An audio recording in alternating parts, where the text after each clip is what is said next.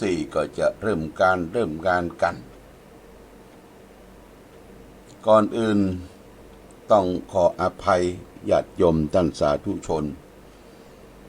ที่ได้มาจ้ามาลามาลุนไปหน่อยแต่ว่านี้เราได้ร่วมบุญร่วมกุศลกันอย่างยิ่งใหญ่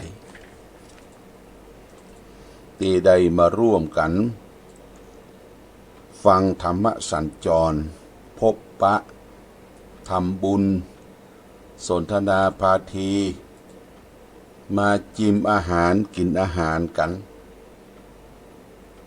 นี่เป็นสิ่งที่ดีมากญาติโยมนะเพราะว่าแต่ละคนก็อยู่กันคนละต่างบ้านต่างจองต่างอำเภอต่างจังหวัดที่มาปฏิบัติกันได้มาร่วมกันได้ก็โดยอาศัยธรรมะอาศัยโดยการฟังธรรมะอาศัยโดยจิตใจมีธรรมะจึงมากันได้ญาติโยมบางท่านบางคนบ่ได้ไปกันก็ยังส่งใจฝากปัจจัยสตุ้งสตางค์ไปร่วมกินร่วมทานด้วยกันอันนี้ก็บ่ได้ว่ากันเนาะเพราะว่าคนเฮาก็ภาระหน้าที่ที่มีอยู่หรือก็ยังบ่สะดวกในการเดินทางเช่นว่าวัยสังขารมันบ่ค่อยฮื้อสังขารบ่ค่อยอำนวยญาติโยมแต่ว่านี้ที่เฮาได้นัดแนะกันวันเสาร์ที่12ฟังธรรมสัญจรที่ร้านธรรมอนุสาวรีย์พระเจ้าฝางพระนางสามผิวญาติโยมก็คงจะได้รับทราบรับฟังการถ่ายทอดวิทยุตั้งขึ้น 100.25 ของวัดพระบาทอุดมและเกาะเครือข่ายไว้ทั่วทาง104ของวัดฝายหินเพื่อก็มาทำการถ่ายทอดสดทางเฟซบุ๊กไลฟ์ถ่ายสดทางอากาศออกไปทั่วเกาะเครือข่ายกันไปแต่ว่านี้ก็ประสบความสำเร็จญาติโยมนะทุกสิ่งทุกอย่างก็พร้อมมูลอุดมสมบูรณ์แต่ก็จะขาดตกบกพร่องบางสิ่งบางอย่างบางประการนั่นก็เป็นเรื่องของธรรมดาก็ว่าอย่างจะมันเต็ม100%เนี่ยบ่มีญาติโยมนะที่มันเต็ม100%นี่บ่มีแม้แต่ทองคำที่เขาซื้อมาใส่เป็นแหวนเป็นเลสเป็นสร้อยคอทองคำก็ยังมีส่วนที่ผสมเป็นนิกเกิลเป็นส่วนผสมอยู่เรียกว่าทองคำ95ถ้าทองคำจริงๆ100%เนี่ยมันจะเปราะและจะหักง่ายอันนี้ก็งานผ่านไปโดยความเรียบร้อยทุกท่านก็กังว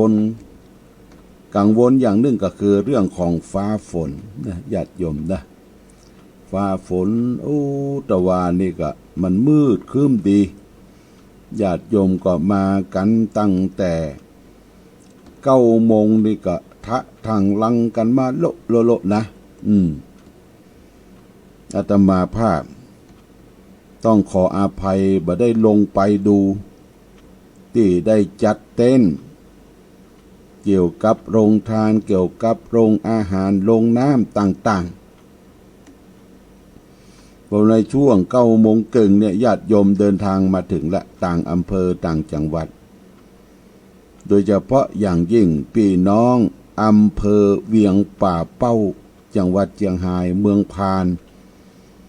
เนี่ยมานักญาติโยมเปิ้นอยู่ใกล้เนาะอยู่ใกล้อยู่คนละฝากดอยมาตังแม่ขาจานแม่สวยเอานี่มาหลาย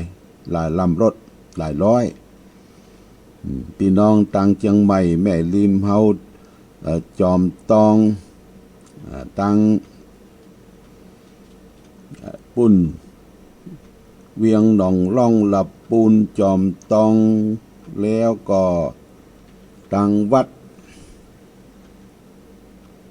หลายๆที่ญาติโยมนะหลายที่ก็ได้มาร่วมบุญร่วมกุศลกันอาตมาพอถึง9 โมงเกินก็เข้าไปนั่งที่ปืนที่ต้อนรับที่ปืนอาคารของครูบาเจ้าศรีวิจัยจันทร์ปืนพอนั่งที่ห้างก็บ่ได้ขยุกขยิกขยักไปในญาติโยม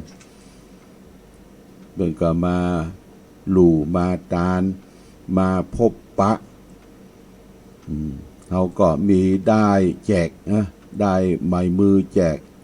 ทั้งสีแดงสีเหลืองเนาะสีแดงสีเหลืองได้ปลุกเสก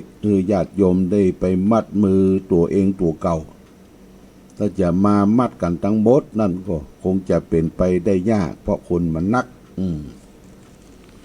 ญาติโยมและสำหรับพี่น้องญาติโยมที่ได้ร่วมกันบริจาคให้หอม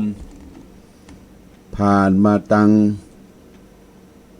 ชมรมผู้ปฏิบัติธรรมประจำวันเสาร์ซึ่งมีแม่จงดีเชื่อกันทาก็ได้รวบรวมไปทำซื้อกระเพาะป่ากระเพาะป่าหม้อใหญ่หม้อนึ่ง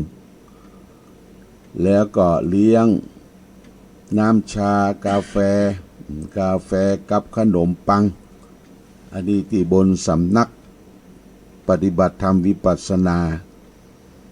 นี่ก็รู้สึกว่าพอดีนะญาติโยมนะพอดีก็เลี้ยงกันอย่างทั่วถึงนอกจากนั้นก็มีที่เป็นโรงทานต่างๆที่ได้บริจาคให้หอมมาก็เรียกว่ามีโรงทานเข้ากันจินนี่ก็ของแม่อลงกฎบ้านแม่คาพร้อมด้วยลูกหลานแล้วก็มีผู้มาเพิ่มเติมก็คือมีนางบุญปั่นนาเปงบ้านหนองยาวเหนืออันนี้ก็เพิ่มเติมแล้วก็ขนมจีนขนมเส้นอันนี้ของคณะญาติโยมตั้งบ้านหัวฝายโมทนาสาธุเนอะจากแม่คำเกื้อการุณวงศ์เป็นต้นเป็นประธานแล้วก็เข้ากันจิ้นของญาติโยมหลายที่ตะวันนี้นะหลายที่ก็มีของคุณวันนิพาก็ดีคนวันนิพาแล้วก็คุณโยมพ่อแม่พี่น้องคนนิพาบุญเทือนบ้านบอนปิ่นนี่ก็150 ห่อแล้วก็นอกจากนั้นก็มีขนมวงนี่ของคุณโยมรนิพาขนมวงนี่เป็นขนมแบบไตใหญ่แล้วก็นอกจากนั้นก็มีของหวานร้านติลาค่าวัสดุก่อสร้างอันนี้คุณโดยการจัดทำของคุณโยมแตงบัวแตงอันนี้ก็ทำเรียกว่าบัวลอยไข่หวานบัวลอยไข่หวานอันนี้เป็นส่วนแล้วก็ได้รับบริการจาก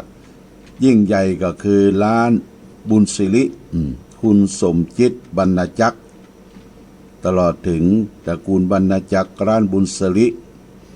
อันนี้เป็นข้าวขาหมูแล้วก็ต้มกระเพาะปลาขาหมูเนี่ยแล้วก็มีพัดมี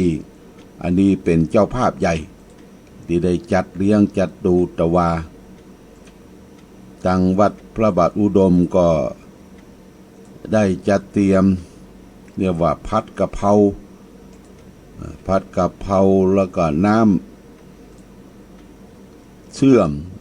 อมบะฟักแก้วเนี่ยทุกสิ่งทุกอย่างในญาติโยมเนี่ยทางองค์การบริหาร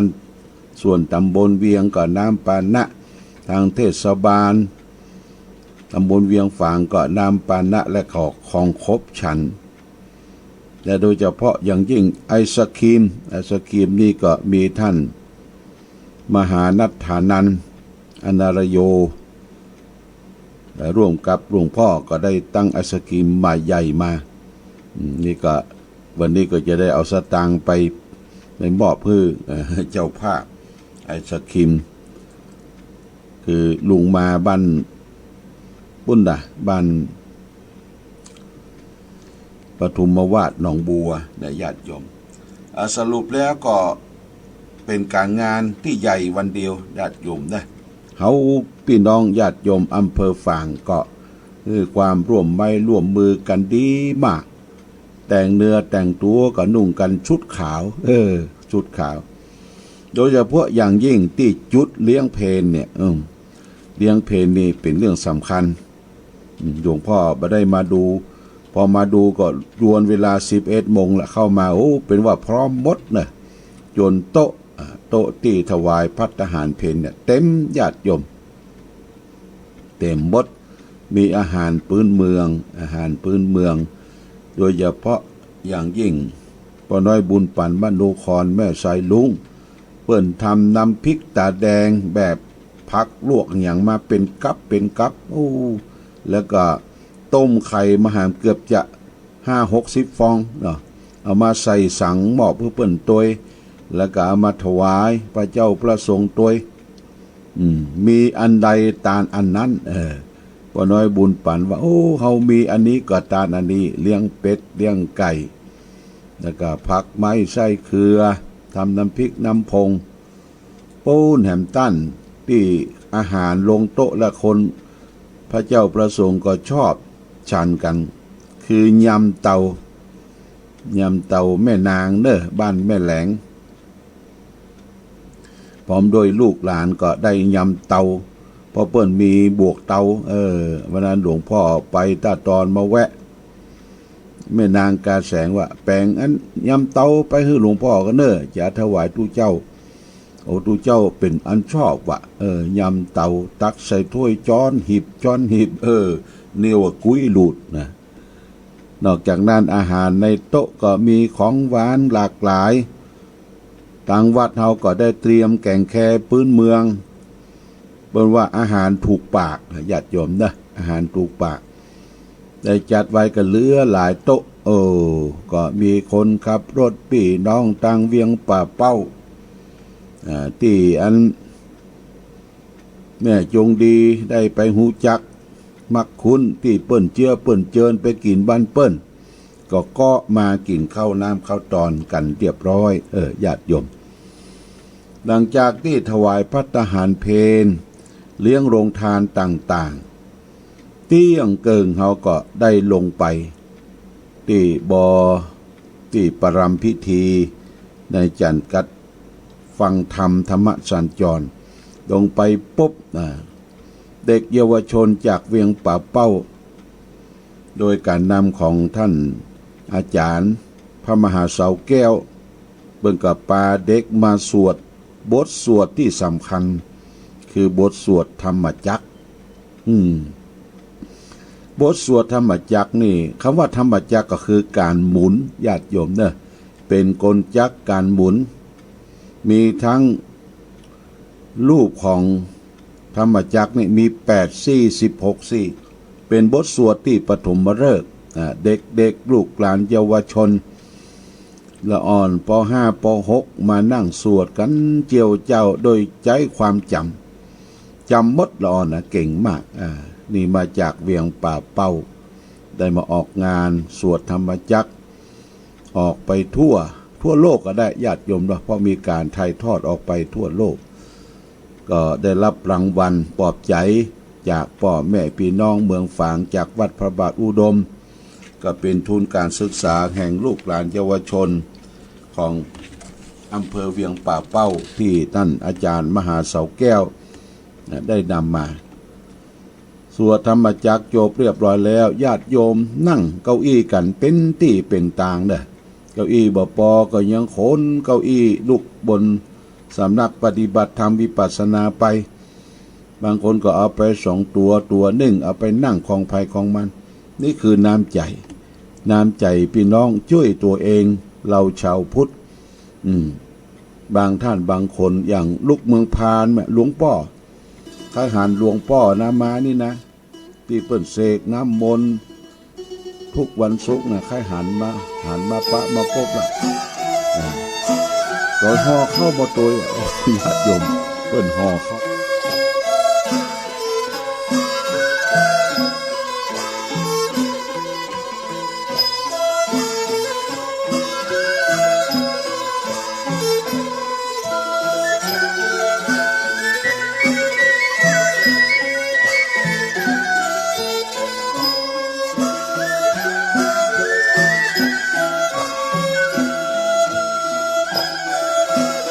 แล้วก็ห่อเข้ากับ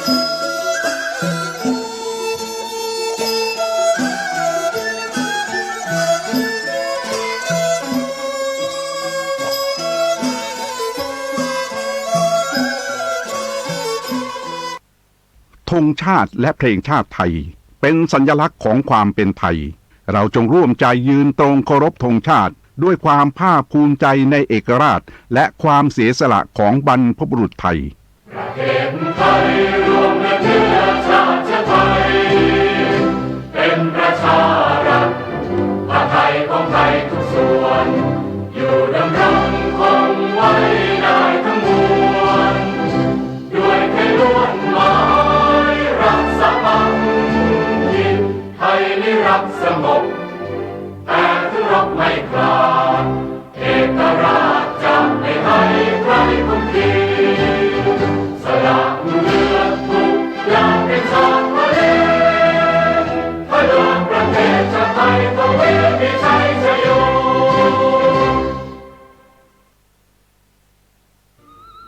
ตอบ